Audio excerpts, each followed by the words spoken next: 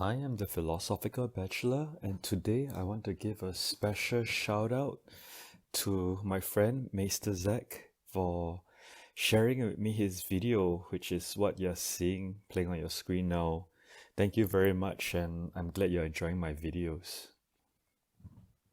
Today I want to speak about how education works and whether teachers can actually teach us anything at all. According to Augustine, who died in 430, we do not learn about the things themselves through words, since if we did not already know what words like green, room, and cabinet mean, the words will not teach it to us. However, words do have a function. They prompt us by directing our attention to remind us to look for things. We have to be prompted to compare what we have been told, to consult our inner light, to make the judgment if what is told is true, according to Augustine. Knowledge for him is knowing what is true and knowing that what we know is true. In an educational setting with a teacher and a student, this latter part is an act of judgment made by the student, which the teacher cannot do for the student. The teacher can only help with the former part by telling the student statements, after which the student must consult his inner light. Words are signs, and they are not the things themselves, but they signify the things. These things that are signified by the signs are known as significates. The word green is not the color itself, but causes the color of green to enter our thoughts. The speaker in this case could have conveyed his message in two possible ways. One was to use signs as he did with his oral statement. Another would be to bring us to this room and let us see for ourselves the solo green cabinet that is sitting in the middle of the room. Even ostension, when the speaker points at the cabinet, is itself a sign, since we may have thought his finger was what the speaker wanted to convey, or he was pointing at the room itself rather than the cabinet. This view is contrary to the common view of the knowledge transfer model, where knowledge is transferred from the teacher's mind to the students through written or spoken words, that is, language. Augustine argues against this view because words are signs, and we can never learn anything by means of signs, since if we did not already know the meanings of the words or signs, its appearance would also not teach it to us.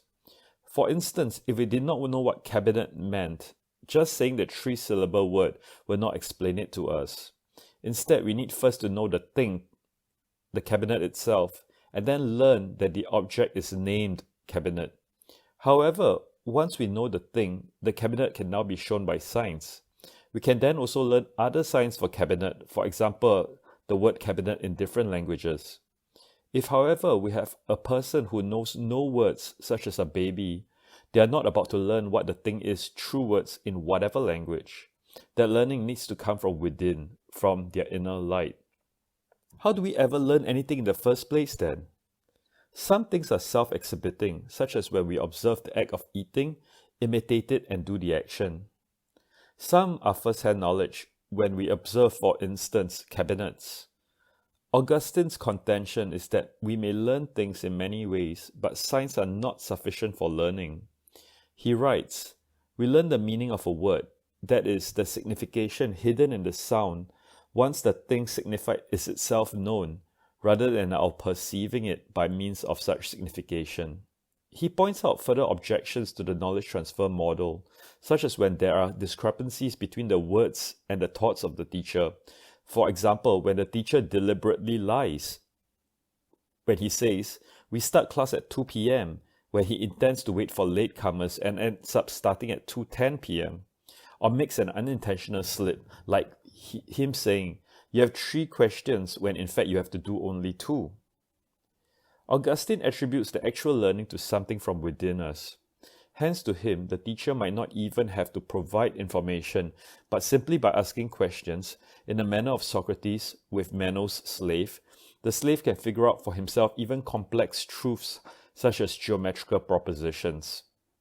This is Plato's example, not Augustine's, because these truths are already within him. However, Augustine does not deny the usefulness of words. They remind us to look for things. Is Augustine right? he makes a good point in highlighting that we first need to know the object before we learn its sign or name. However, he is focused on nouns such as cabinet, while his theory is unable to handle words such as because or of.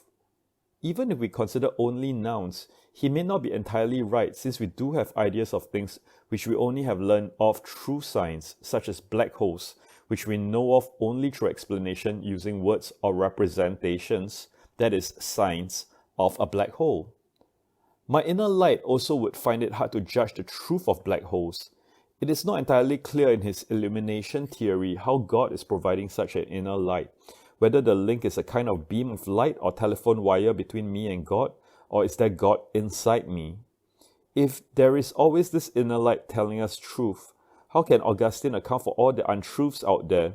For instance, a politician actually losing the elections, but somehow thinking that the elections were stolen from him. Why isn't the inner light giving us this answer? My evaluation of his theory is that indeed signs are not the origin of knowledge, but comes after we learn of the object itself, while his illumination theory is more problematic since he must then account for why there are innocent mystics and how the inner light works. Augustine admits of our free will, but innocent mystics come not from my obtuse use of my will, but when I'm genuinely mistaken. For instance, we make a judgment using our inner light that technology will save us, but instead it gave us climate change. Thank you.